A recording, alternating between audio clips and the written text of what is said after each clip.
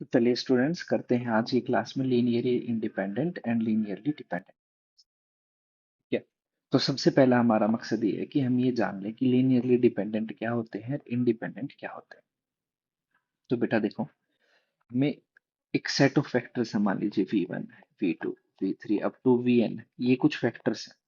तो हम इन वेक्टर्स को V1, V2, V3, Vn इन सबको लीनियरली डिपेंडेंट बोलेंगे या लीनियरली इंडिपेंडेंट बोलेंगे। तो देखो बेटा, लीनियरली आ रहा है ना, तो इसका मतलब है इनका लीनियर सम ले लो एक बार तो सबका, है ना। आपके पास रैंडमली कोई भी हो, V1, V2, V3, Vn, उन सब का लीनियर सम ले लो। तो अल्फा 1, अल्फा 2, अल्फा 3 ये सारे कांस्टेंट इनके साथ मल्टीप्लाई होकर एक सम आ जाएगा।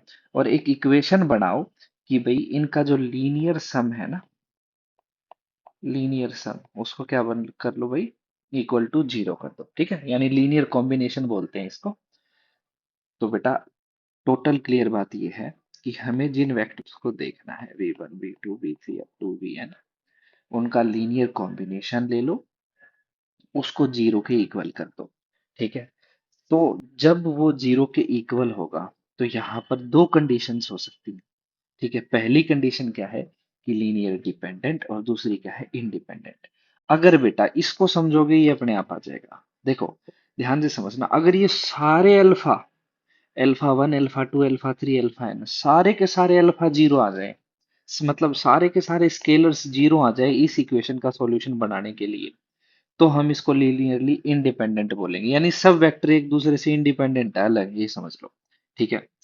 और अगर इनमें से कोई एक, बेटा कोई एक सिंगल सिंगल अल्फा, या अल्फा 1 कह लो ओनली, या अल्फा 3 कह लो ओनली, वैसे तो और भी आ सकते हैं, मतलब एटलीस्ट कम से कम सिर्फ एक भी आ जाए, हो सकता है कि दोनों आ जाए या सारी नॉन जीरो हो जाए, है ना। या तो अल्फा 1, अल्फा 2 नॉन जीरो हो जाए, या अल्फा 1, अल्फा 2, 3 या अल्फा 3 नॉन जीरो हो जाए, या फिर सारे के सारे हो जाएं, या फिर कोई हो जाए। पर कंडीशन क्या है, कंडीशन ये है कि कोई सिर्फ एक ऐसा अल्फा मिल जाए, अल्फा आई, जो जीरो नहीं है, तो इसको लीनियरली डिपेंडेंट बोलेंगे। समझ गए।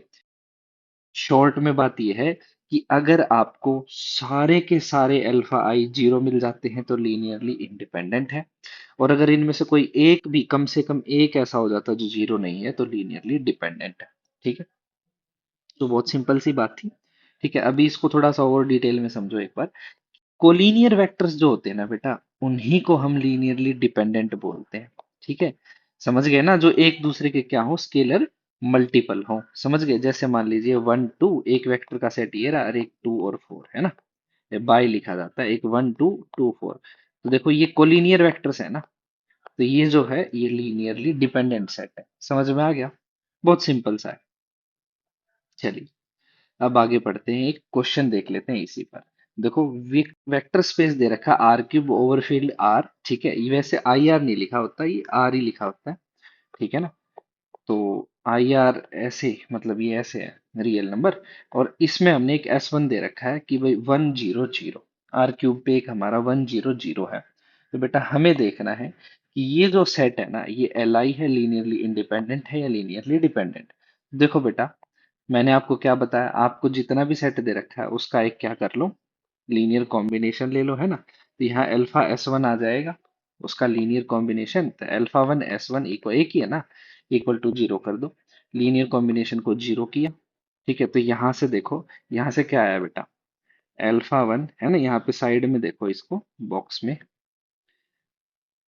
यहाँ पे देखो हमने क्या किया, अल्फा 1 S1 जीरो कर दिया, उसके बाद अल्फा 1 S1 की वैल्यू रख दी 1 0 0।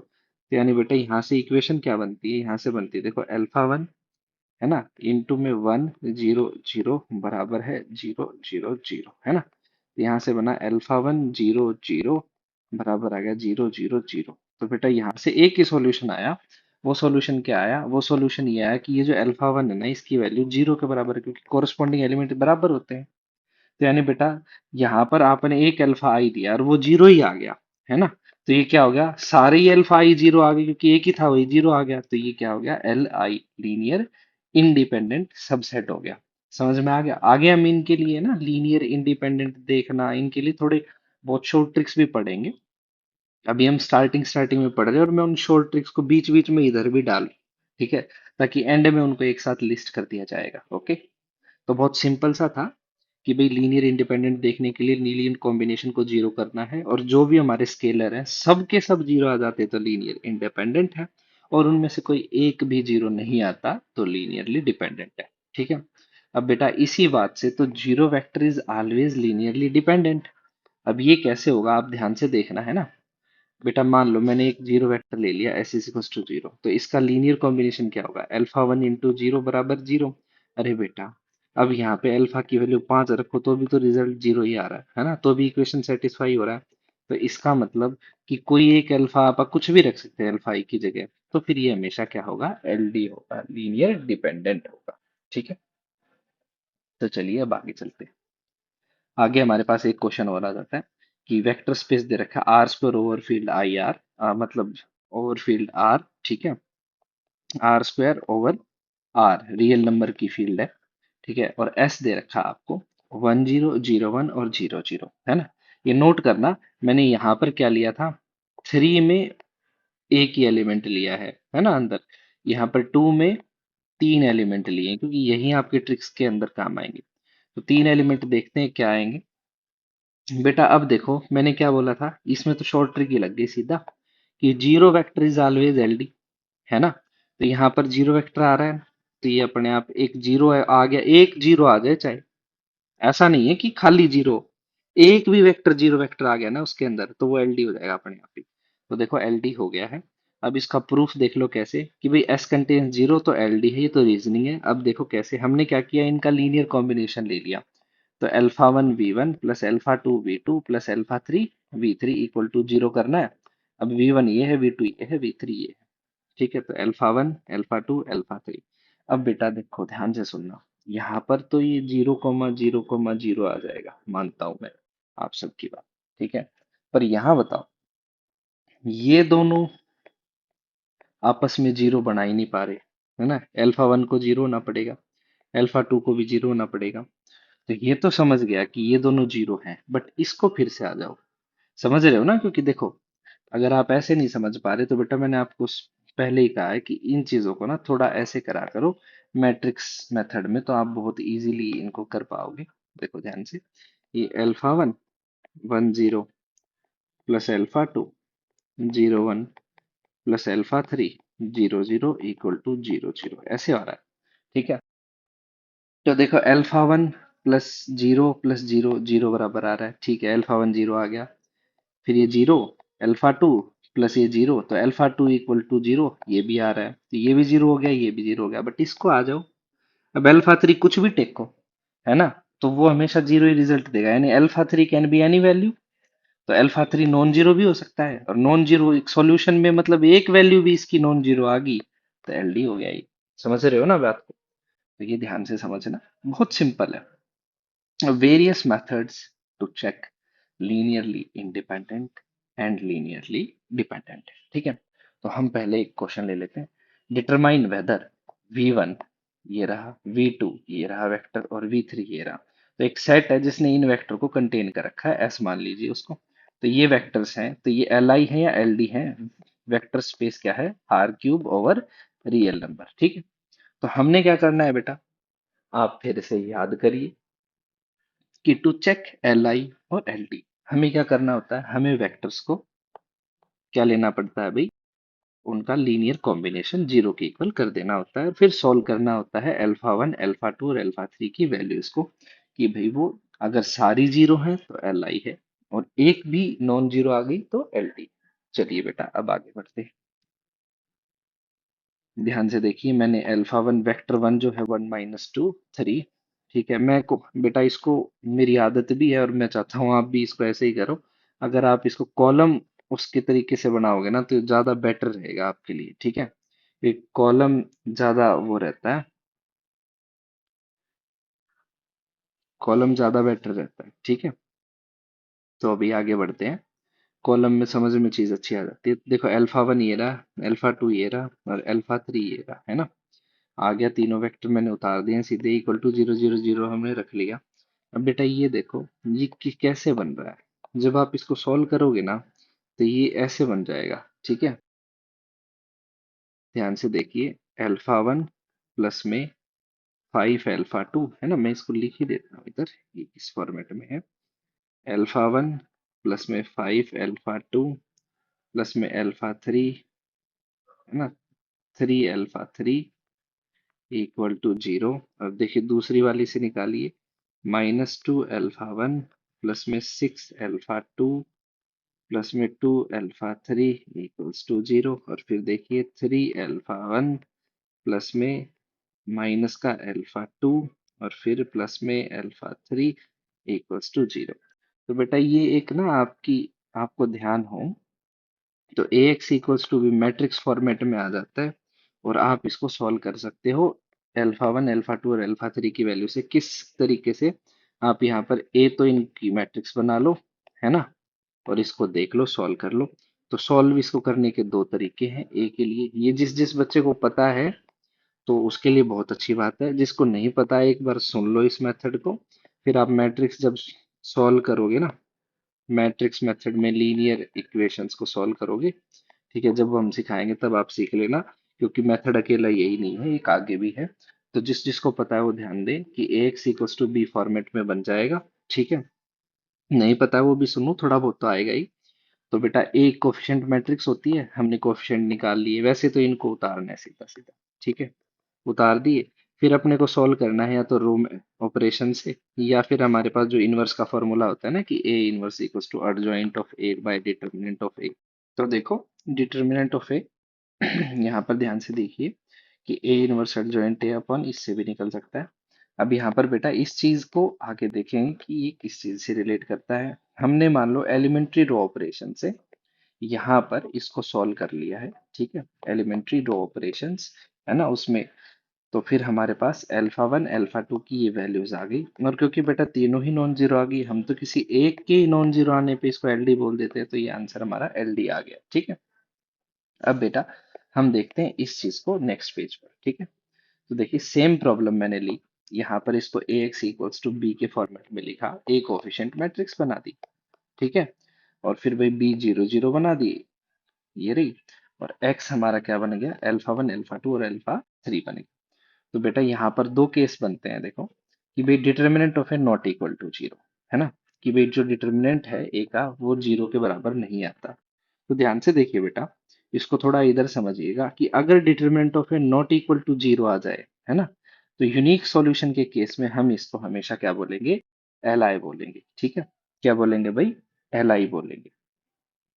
यहाँ पर लिख भी देता हूँ, ठीक है। तो इस केस में इसको हम एल आई बोलेंगे।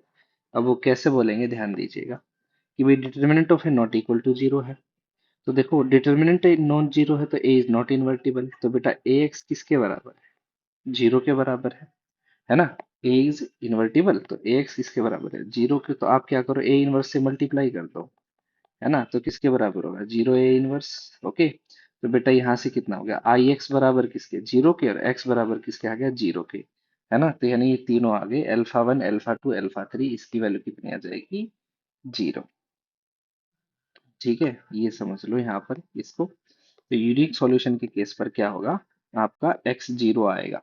ये आप इस मेथड से एक बार देख सकते हो कि ए एक्स 0 है, ए इनवर्स से मल्टीप्लाई कर दो, ठीक है, ये 0 हो जाएगा, ये आई हो जाएगा, आई एक्स एक्स होता है, ठीक है, और x की वैल्यू यानी इस मैट्रिक्स की वैल्यू 0 आ गई, तो अल्फा 1 अल्फा 2 अल्फा 3 0 आ जाएंगे। यानी हमारा जो यूनिक सॉल्यूशन का केस बनता है उसके अंदर हमारा एल आई बनता है, ठीक है। अब बेटा अगर आपका डिटर्मिनेंट ऑफ ए 0 बन जाए, अगर आपका डिटर्मिनेंट ऑफ ए क्या बन जाए, 0, तो ये एलडी का केस बनता है ना। तो आप ये बहुत सिंपल से ही कर सकते हो।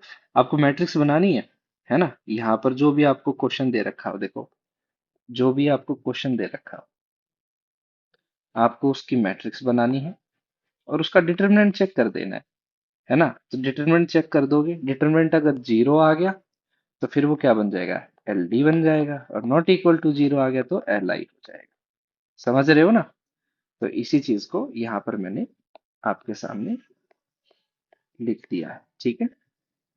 अब बेटा इसका मैं आपको करके दिखा देता हूँ कि हमने वो सेम मैट्रिक्स ली, ठीक है ना बेटा, सेम मैट्रिक्स ली, 1 - 2 3 5 6 - 1 3 2 1, इसका डिटरमिनेंट किया, वन इंटू बेटा ये इसकी मैट्रिक्स बन जाती है छोटी, ठीक है, -5 इंटू में ये बन जाती है, ठीक है, प्लस में 3 इंटू में ये बन जाता है, ठीक है भाई। तो अब इसको क्या करना है, इसका डिटरमिनेंट निकाल देना है। तो डिटरमिनेंट कैसे आएगा, 1 इंटू 6 प्लस में 2 8, ठीक है, माइनस में 5 इंटू माइनस तो -6, और प्लस का 3 इंटू 2 -18, तो ये बेटा बन गया 8, माइनस माइनस प्लस 8 × 5 = 40, और 3 से -6 -48, 8 40, 48 -48 जीरो आ गया। तो डिटरमिनेंट जीरो आ गया, तो ये हमारा क्या बन गया, एलडी बन गया। समझ रहे हो? तो बहुत सिंपल है। और इसी को देखो, अब हम देखते हैं एग्जाम रेडी मेथड्स। 5 ट्रिक या 4 ट्रिक देखेंगे, उनके साथ में हम बता देंगे एल आई है, एल डी है। तो ट्रिक 1, अगर जीरो वेक्टर दिख जाए, आंखों से देख लेना, जीरो वेक्टर दिख जाए, ठीक है, तो एल आई है। समझ गए? जीरो वेक्टर दिख जाए तो एल आई है। तो देखो ध्यान से, कई बेटा मूर्ख होते हैं, ठीक है, जिनको क्या कहते हैं, कानों से दिखता है और आंखों से सुनता है, वो नहीं बनना। अपने को अपनी आंखों से देखना है, जीरो वेक्टर दिख गया, जीरो ये रहा, तो उसको एल डी बोल देंगे, ठीक है। जीरो वेक्टर दिखा तो सीधा जीरो वेक्टर कंटेन्स, इसका मतलब क्या है, एल डी है ना, जीरो वेक्टर यानी एल डी। समझ गए? तो जीरो दिख गया, एल डी आ गया। पहली ट्रिक क्लियर। दूसरी आ जाओ, if one vector is a scalar multiple of another, अरे यानी वही वही, ठीक है, ये क्या है, कोलिनियर। क्या है, कोलिनियर, यानी सेम लाइन पे है, यानी एक दूसरे का मल्टीपल दिख जा तो एलडी बोल देना। तो क्या बोल देना, एलडी बोल देना। 1 2 2 4, ये आप दिमाग लगा ही सकते हो, अल्फा 1 1 2 है ना, और यहाँ पे 2 4 है ना, प्लस में अल्फा 2 है, इक्वल टू 0 है, तो भाई इसको आधा ही तो होना है, यानी इसकी नॉन जीरो वैल्यू पॉसिबल है ऐसे केस में, तो एलडी ही बनेगा। समझ रहे हो ध्यान से? तो दूसरा क्या है, स्केलर मल्टीपल हो दो वेक्टर आपस में तो एलडी बनेंगे। समझ में आया? कोई भी दो वेक्टर हो, कोई भी दो वेक्टर का जोड़ा एक दूसरे का स्केलर मल्टीपल हो तो बन जाता है, ठीक है। अब आ जाइए बेटा ट्रिक नंबर 3 पे। अब ट्रिक नंबर 3, आर स्क्वायर के लिए इधर और आर क्यूब के लिए इधर, ये वही डिटर्मिनेंट वाली ट्रिक है, ठीक है। कि बेटा अगर आपको आर स्क्वायर में कोई वेक्टर दे रखे हैं और आर क्यूब में कोई 3 वेक्टर का सेट दे रखा है, आपको क्या करना है, यहाँ पे देखना, आर स्क्वायर तो 2 वेक्टर का सेट, आर क्यूब तो 3 वेक्टर का सेट है, ठीक है। तो हमें क्या देखना है कि भाई वो वेक्टर क्या है, ध्यान देना।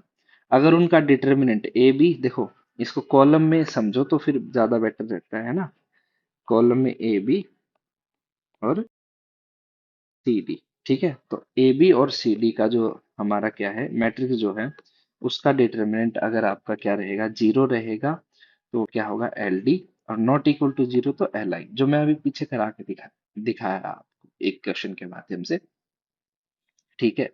और देखिए यहीं पर आर क्यूब के लिए क्या है, A1 A2 A3 एक कॉलम, B1 B2 B3 दूसरा कॉलम, C1 C2 C3 तीसरा कॉलम, इनकी डिटर्मिनेंट बनाओ, फिर अगर डिटर्मिनेंट जीरो आ जाती है तो एल डी, और नॉट इक्वल टू जीरो तो एल आई। बहुत सिंपल है, कुछ आपको करना ही नहीं है, आपको ये ट्रिक ध्यान रखनी है, फटाफट देख के बता दोगे कि एल डी है, एल आई है, एल डी है, एल आई है, ठीक। अब आगे चलते हैं बेटा, ट्रिक नंबर 4, आर स्क्वायर के पास अगर मोर देन 2 वेक्टर्स है तो एल डी रहेगा, है ना। यानी अगर आपके पास वेक्टर स्पेस आर स्क्वायर है और उसमें आपको मान लो 1 0 0 1 और 3 2, आपको कितने वेक्टर दे दिए, 3 दे दिए, है ना। आर स्क्वायर के 2 से ज्यादा वेक्टर मिल गए तो एल डी रहेगा, आर क्यूब में 3 से ज्यादा वेक्टर मिले तो एल डी रहेगा। समझ में आ गया? तो ये एक जनरलाइज्ड फॉर्मेट है इसका, कि इफ आर एन, है ना, एन डायमेंशनल स्पेस में कोई भी सेट ऑफ वेक्टर जो एन से बड़ा है, वो है क्या है, लीनियरली डिपेंडेंट होता है। वैसे ही in R n any set of fewer elements में B L I provided none is zero और लीनियर कॉम्बिनेशन ऑफ अदर्स। अगर ये बात समझ नहीं आई, समझ आ गई इंग्लिश तो बहुत बढ़िया, नहीं आई तो इसको देख लो इधर, ठीक है। बहुत सिंपल, बहुत फास्ट, और बहुत ही जल्दी आपको कंसेप्ट करा रहा हूँ, तो ध्यान से देखना। होप सो आपको समझ में आए। अगर आपको कोई भी डाउट आता है ना बेटा, तो आप प्लीज कमेंट्स में बताओ, मैं आपके हर एक कमेंट का रिप्लाई कर रहा हूँ, ठीक है। और जितने भी डाउट्स हैं मेरी मतलब पावर्स में जितने भी आपके डाउट क्लियर करने की है मैं कर रहा हूँ। ठीक है, और मैं फिर आपको बता देता हूँ। आपको क्या करना है, चैनल के डिस्क्रिप्शन में जाना है और प्रज्ञान सागर है ना, T.me करके प्रज्ञान सागर आपको ग्रुप मिल जाएगा। इस ग्रुप पे जाओगे तो आपके जितने भी डाउट्स हैं वो रेडिली एड्रेस किए जाएंगे। ठीक है, और उसका सॉल्यूशन भी प्रोवाइड किया जाएगा। जो भी आप पीडीएफ वगैरह मांगते हो वो मैं प्रोवाइड करने की कोशिश करता हूँ अपने अर्लीस्ट पे, और आपके डाउट्स भी क्लियर करता हूँ वहीं पर। आपको टेलीग्राम में, ठीक है, इस चैनल को ज्वाइन करना है, प्रज्ञान सागर डॉक्स। ठीक है, यहाँ पर आपको सारी की सारी क्लास की जो पीडीएफ्स हैं, जैसे ही क्लास खत्म होती है मैं उसकी पीडीएफ उधर डाल देता हूँ। क्लास की पीडीएफ्स मिल जाएंगी, एनवीएस केवीएस के पीवाईक्यूज मिल जाएंगे। ठीक है, ईएमआरएस के पीवाईक्यू मिल जाएंगे, जो एक हुआ है वो पीवाईक्यू मैंने डाल रखा है। ठीक है, प्लस में आपको एक्स्ट्रा स्टडी मटेरियल जो भी है ना रिक्वायर्ड होता है, एनसीईआरटी और एनसीईआरटी की एग्जाम्पलर्स, ठीक है, वो सारी मैंने उधर प्रोवाइड कर रखी हैं, और कुछ एक्स्ट्रा हेल्प बुक्स भी प्रोवाइड कर रखी हैं। तो आपके लिए बेनिफिशियल ही रहेगा ग्रुप से जुड़ना। सारा का सारा मटेरियल हमारे चैनल का सारा फ्री है बेटा, गाइडेंस भी फ्री है। ठीक है, आपको यूज करना आना चाहिए, सब कुछ फ्री है आपके लिए। तो देखो, ये जो हमने कही है बात, इसको थोड़ा एक्सप्लेन करते हैं कि भाई आर स्क्वायर में अगर वन नॉन जीरो वेक्टर है तो एल आई रहेगा, यानी दो से कम एक वेक्टर है अगर नॉन जीरो है तो एल आई रहेगा, जीरो आते ही एल डी हो जाता है, ये आपको पता ही है। वही आर क्यूब में एक हो या दो हो, पहली बात तो नॉन जीरो हो, अगर एक भी जीरो आता है तो वो क्या आ जाएगा, एल डी हो जाता है। ठीक है, तो एक हो, जीरो हुआ तो आपको पता ही है एल डी है सबके लिए, दो हो, दोनों में से एक भी जीरो हुआ तो आपको पता है एलडी है। अब मान लो एक है या दो है, दोनों नॉन जीरो है। ठीक है, तो अगर वो एक दूसरे के मल्टीपल नहीं है, एक दूसरे के क्या नहीं है, मल्टीपल, तो एल आई होगा। जैसे ये देखो, एक दूसरे के मल्टीपल नहीं है ना, तो एल आई होगा हमेशा। समझ में आ गया, लीनियरली इंडिपेंडेंट। लेकिन अगर एक दूसरे के मल्टीपल हो जाए, जैसे देखो बेटा, दो है ना, तीन से कम है, तो वन टू थ्री और टू फोर सिक्स है ना, तो दो हैं लेकिन एक दूसरे का मल्टीपल है, वन टू जा टू, टू जा और थ्री टू जा, है ना, तो मल्टीपल है तो एल डी रहेगा। ये आपको ध्यान रखना है, यही बातें मैं आपको इतनी देर से बताते आ रहा हूँ। तो आज की क्लास का बेटा लास्ट टॉपिक रहेगा कुछ इंपॉर्टेंट रिजल्ट्स। ठीक है, every subset of linearly independent set is linearly independent, यानी लीनियरली इंडिपेंडेंट में से कुछ निकालोगे तो वो एल आई ही रहेगा। ठीक है, and every superset of linearly dependent is linearly dependent, यानी कोई भी ऐसा सेट है जिसके अंदर कोई एक एलडी है ना, तो वो सेट हमेशा क्या होगा, एलडी होगा। यानी कोई भी बड़ा सेट है बेटा, बड़े सेट में से है ना, कोई भी बड़ा सेट है, उसमें से आपको क्या करना, उसने उसमें से एक छोटा सा सेट एलडी है, तो वो पूरा सेट सुपर सेट जो है जिसमें एलडी सेट होगा वो क्या होगा, लीनियरली डिपेंडेंट होगा, है ना। और एल आई में से कुछ भी, कोई बड़ा सेट एल आई है उसमें से कुछ भी निकालोगे वो हमेशा एल आई ही रहेगा। ठीक है, समझ गए। तो बहुत सिंपल सा था, यानी एक एलडी सबको एलडी कर देगा, और एल आई जहां पर भी होगा उसके अंदर के सारे हिस्सेदार एल आई होंगे। तो ये आपके लिए लास्ट रिजल्ट था आज का। एमसीक्यूज में बहुत सारी ट्रिक्स के साथ ये क्वेश्चन करने होते हैं, और जैसे भी बाय थ्योरी आपको जो सब्जेक्टिव में लिखना है पार्ट, वो मैंने आपको करा दिया है मैट्रिक्स मेथड से। ठीक है, बता दिया है, क्योंकि बेटा मैट्रिक्स का सॉल्यूशन तो आप सबको, आप टीजीटी के लिए प्रिपेयर कर रहे हो तो ये तो बेसिक है, वो तो आपको आता ही होगा। ठीक है, और नहीं आता तो कमेंट कर दीजिएगा, मैं आपको उसका एक शॉर्ट वीडियो के माध्यम से सॉल्यूशन भी करवा दूँ। तो आज की क्लास बेटा यहीं पर समाप्त होती है। आपके कोई भी डाउट्स हैं क्लास के रिगार्डिंग या कुछ भी है तो प्लीज कमेंट सेक्शन में बताओ, नहीं तो हमारा ग्रुप ज्वाइन करो और वहां पर आप पर्सनली अपने डाउट्स क्लियर करवाओ। ठीक है, तो आज की क्लास यहीं समाप्त। जय हिंद, जय भारत।